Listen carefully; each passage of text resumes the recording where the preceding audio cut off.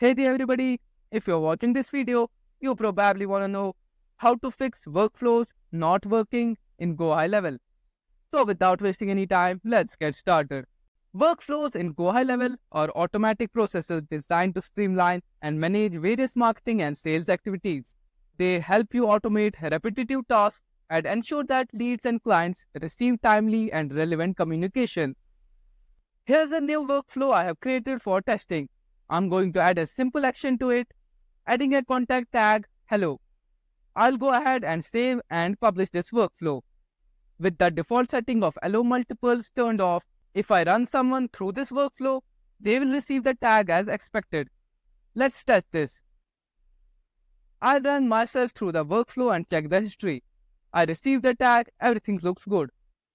Now let's test it again. You might notice it skips this time. If I check the history, it shows a message. Contact is already part of this workflow and cannot be added again. The issue here is that allow multiples is turned off, so the system prevents the contact from going through the workflow again.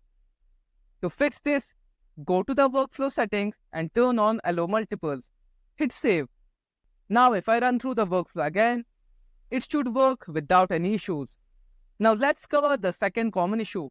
I'm going to add a wait step to the workflow, set to 1 hour and keep allow multiples on. I'll save the workflow and test it. The contact should wait at the 1 hour mark as expected.